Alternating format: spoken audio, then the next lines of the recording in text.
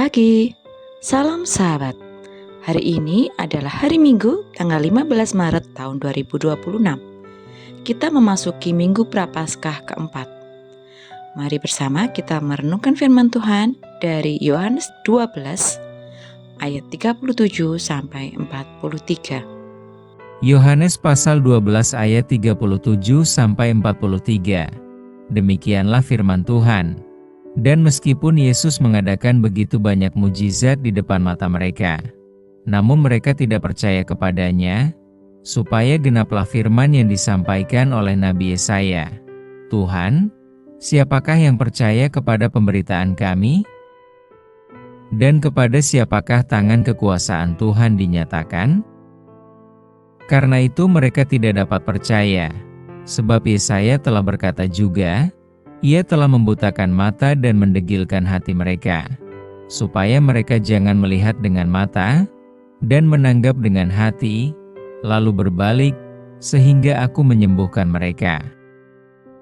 Hal ini dikatakan oleh Yesaya, karena ia telah melihat kemuliaannya dan telah berkata-kata tentang dia. Namun banyak juga di antara pemimpin yang percaya kepadanya, tetapi oleh karena orang-orang Farisi mereka tidak mengakuinya berterus terang, supaya mereka jangan dikucilkan. Sebab mereka lebih suka akan kehormatan manusia daripada kehormatan Allah. Percaya dan tidak percaya Yesus.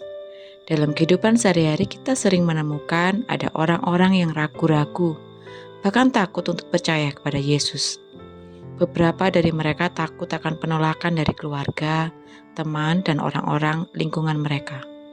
Ada juga yang tidak percaya Yesus karena berpikir bahwa Allah telah menetapkan mereka untuk tidak percaya.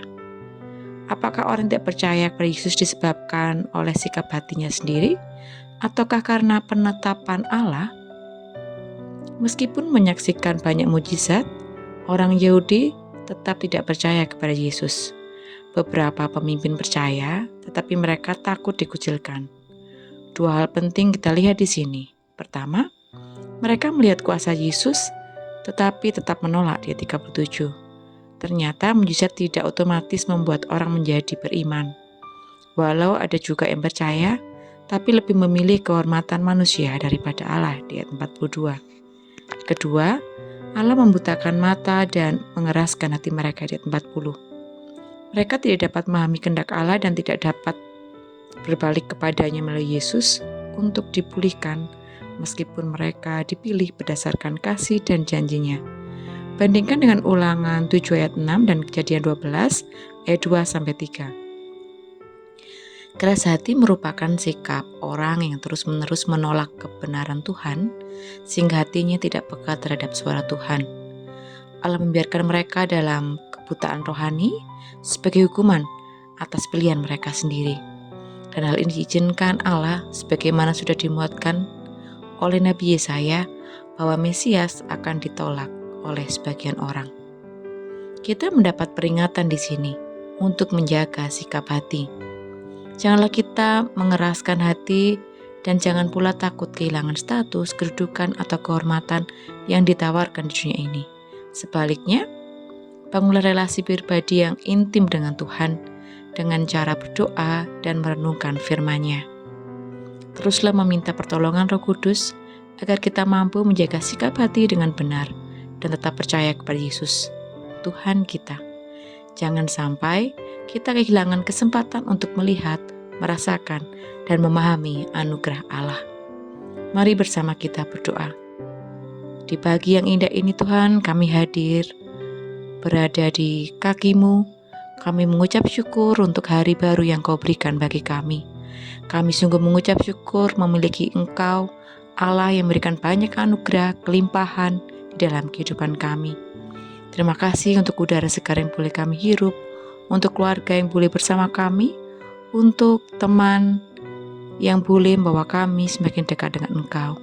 Mampukan kami Tuhan untuk boleh mengenal Engkau lebih dekat lagi. Mampukan kami untuk boleh menjaga hati kami, pikiran dan perkataan kami.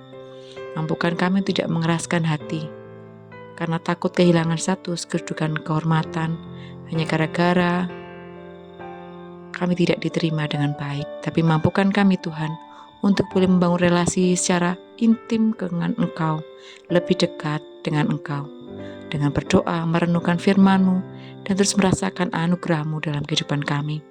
Mampukan kami tetap setia ya Tuhan, agar kami tidak kehilangan kesempatan untuk selalu melihat, merasakan, dan memahami anugerah-Mu. Di dalam nama Tuhan Yesus kami berdoa dan mengucap syukur dan menyerahkan hari ini ke dalam tangan penyertaan-Mu. Di dalam nama Tuhan Yesus kami berdoa dan mengucap syukur. Haleluya. Amin.